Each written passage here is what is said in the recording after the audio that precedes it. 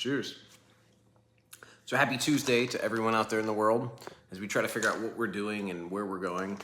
Had really big stuff today. Again, got confirmed that I'm going to be speaking at South by Southwest in March, which is huge, but I also feel completely and totally overwhelmed by because, it was one thing speaking on, a stage at a university or stage even at a corporate event, but to go to like the Super Bowl of tech conferences, like one of the biggest events of the year, is kind of intimidating. So I got to make sure I do a good job and do all my prep and again, want to highlight some bigger issues. I don't just want to talk about prison. I don't just want to talk about my own experience. I want to talk about things we can do better. How can we can essentially use tech to disrupt a broken system.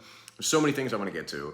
Had a really good meeting with somebody about the nonprofit this morning, and it was really helpful because he basically broke down and said like, hey, you need to slow down. Like you need to do less because there's so many things that I want to do, so many things I want to jump on, so many things I want to try to tackle, and it's just not feasible. And by spreading myself so thin and by trying to do so many different things, what we're essentially doing is denying the ability to actually accomplish the things we want to accomplish.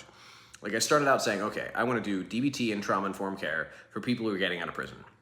I want to help people get to the root of the issues that they need so they can move on with their lives and they can stop having negative or unhealthy coping patterns so they can find meaningful ways to engage with the world around them.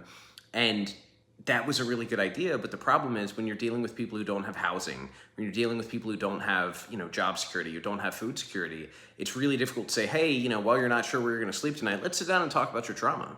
So we need that base level of security. We need that base idea of, Maslow's hierarchy of needs, the base level of security, and then we need to build up from there. So that's why we started doing prison reentry classes. And the guy that I hired to do it is amazing, does a really good job.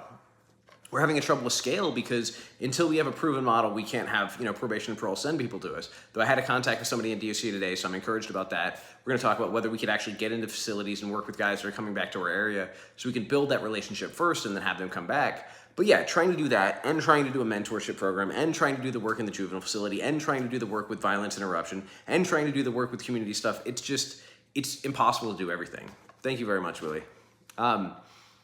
And so trying to pare back and say, okay, where can we have the biggest impact and continue to do the good work that we're doing? Continue to work on, the reentry classes, continue to work with the juvenile facility, but figure out how can we really focus and come up with a laser thing. Because one of the most successful nonprofits dealing with reentry in the area, all they do is give loans. So it used to be that in Virginia, if you didn't pay your fines, you couldn't get a license. If you didn't have a payment plan for your fines, you couldn't get a license. There were all sorts of reasons why you would get out of prison. You would have done your time, but you couldn't get a driver's license. Well, you need a job to be able to pay your fines, right? Well, the problem is people, especially people in rural areas, don't have access to transportation because they can't get a license. So they basically started saying, okay, we'll give you a loan. We'll pay for whatever it is you need to clear off your record to make sure you can get your license because that will allow you to get a job. That will allow you to support yourself. That will allow you to basically get back in the swing of society. And they were incredibly successful. Now it's expanded to small business loans. They've really grown, but they do one thing. They help people with financial needs. They help them get housing. They help them get transportation. They help them get small business loans so that they can contribute to the world. But they want to do everything. They want to change the system. But the guy that I was talking to was on their board and he said, hey, you have to do something small. You have to start with that one thing and then you can expand from there. And it's hard because you want to have a big impact, or I want to have a big impact. Like I want to change the system. I want to give everybody a chance. I want to make sure everybody has resources, but ultimately that's just not possible. Like we cannot ultimately change the system until we at least have a small foothold because you're talking about changing something so massive and so entrenched that I don't even know how that works. And one of the rules about the nonprofit is we're a 501c3, which means the nonprofit cannot engage in lobbying. Like we can't go lobby the General Assembly or go lobby Congress. So I can do that myself. Like I can be called to testify on a matter. I can be called as an expert witness or just go to basically argue a case that I want to. And I did last year for the second look bill, for the right to vote, and for the anti-profiteering bill, and I'll go again this year.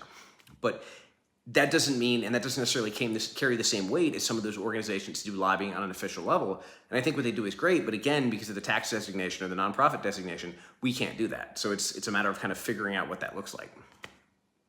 So as we kind of figure out our journey forward, yeah, I'm trying to figure out how that works. But yeah, going to speak at South by Southwest, doing that, trying to take on all these other things. We're going to New York to do this podcast next week, going to Houston this weekend to meet with all the Prison Talk people, highlight the advocacy work that's being done, and go highlight things that are going on.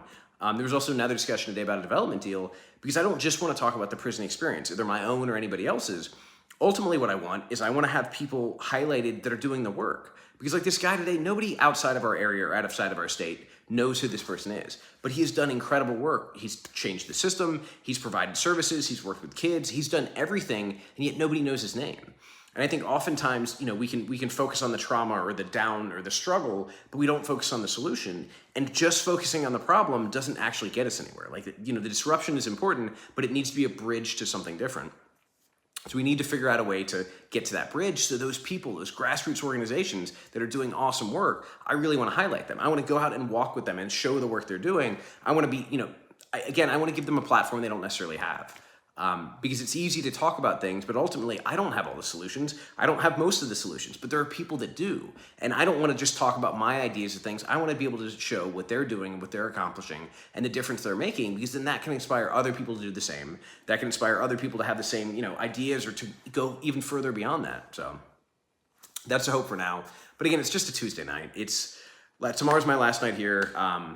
I'm flying to Houston on Thursday, which is going to be a busy, kind of crazy time. But again, it's good because I get to be with people that I like. I get to connect with people in a meaningful way. We get to highlight the good work that people are doing, and it's just a blast. Plus, we're doing a big meet and greet, which is cool.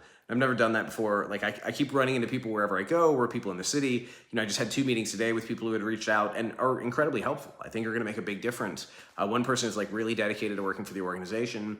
And he's looking at, hey, can we talk to people about how the kind of criminal mindset or the criminal skills often make for great salespeople? So if rather than selling drugs or selling a scam, like people are selling a product or people are selling a meaningful service, yeah, they're great salespeople. Like, they are a benefit to a business, just as a benefit as business, right? Just as they can be benefited by the business by essentially earning a living and staying out of trouble and doing the right thing. So just looking at the different ways that we can kind of pitch this, trying to figure out how we can, again, have the biggest impact and network with the biggest groups. And it's interesting because when I'm in New York next week, I get to meet with a really amazing organization that does just that has wraparound services in their areas. And yeah, so we again, I can't do lobbying directly with politicians because of the limitations around the nonprofit, but I can speak as an individual to them. And one of the things I'm doing is going back to Richmond to network and have a lot of meetings and have a lot of talks, because I've got somebody who's a legislative envoy for the local ACLU, I've got a couple other people that work up there. And what we need is stories, because people don't change their minds based on statistics. Like, when you watch an ad for starving children, they don't just give you the statistics. They show you a picture of a starving kid. They show you his sunken eyes and his, extended belly. That's what moves people. People are moved by stories, and they're moved by images, and they're moved by things they connect with. So we need to do that. We need to highlight the reality of the situation. And this includes everybody from victims of crime to people who are getting out of the criminal justice system to people who are affected by people need to be humanized. And we have a system right now that doesn't do that. We're really good at punishing the perpetrator, which, the temporary removing of them from society may help in some cases. But the problem is we're not giving any services to the victims that are negatively affected. We're not actually making sure that the perpetrators get the services or treatment they need to succeed. And then we're just kind of wondering why our system doesn't work. As far as how I am really tired. I took the time off around Christmas, which was a struggle, and I worked basically 2.5 days out of 5, even though I said I would take all of them off. And I came back, and yesterday was really good, and today was really good, but I'm just exhausted. It was emotional to go back and see Luke the dog. Courtney and I had that dog together for a long time. And we've been apart for over a month now, and it's been emotional and it's been difficult. And we finally came to a dog sharing or a co-parenting thing for the dog. And it was amazing to go over there, but it was also sad. It was also, going to pick the dog up and then dropping him back at her house because she was at work, and being at this house that's where she lives. And I don't know, even though I obviously played a big part in the breakup, it's still just sad. There's still just so much there that it's difficult to have, I think it's easier when there's a villain, right? We always want there to be a hero and a villain in a story because that's easier to understand, or that's easier to kind of deal with. But when there's no villain and there's still just emotion and there's still valid kind of connection, but it just isn't right, I think that's when it's the worst, because there's nobody to hate, there's nobody to blame. It just sucks. It's the best way I can put it. But I am encouraged that we're in this positive place, because if we can share the dog, it means we can have conversations. It means hopefully one day down the road we can go walk the dog together, we can go hang out, or we can figure out a way to do that. Because a lot of people don't talk to their exes. They don't want a relationship with their exes. And I understand that. But my stance has always been that if I care enough about somebody that I want to have them in my life, I want to have them in my life no matter what. Barring some major betrayal or just total change of character, if I care enough about somebody to want them in my life, that doesn't change just because we break up. That doesn't change just because we move apart. And so I think one of the hardest parts about that is feeling like you lose that best friend as well as your partner. And that's definitely something I'm struggling with. But again, the opportunity to, on a Tuesday night, be here at home, in a home, not like in the places that I've been before, not struggling. And yes, I only have a mattress on the floor, but you know what? That's perfect. Like, I am perfectly happy with that. So, yeah.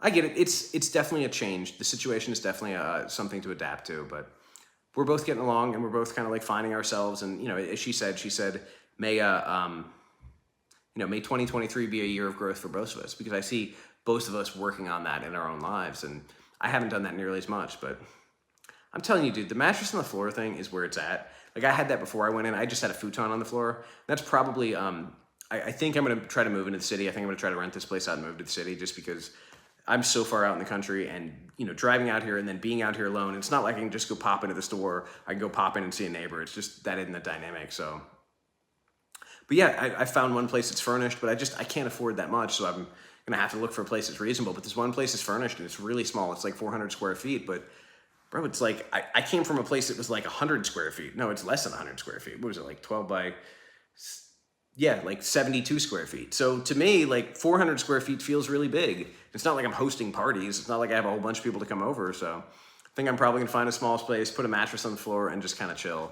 And maybe I'll work my way up and get all bougie and get like a bed frame, but I don't really feel the need for that now. So now it's just starting with the small things, enjoying it, and just making the best of it. But I hope you all have a wonderful night. Thank you for hanging out with me for a couple minutes.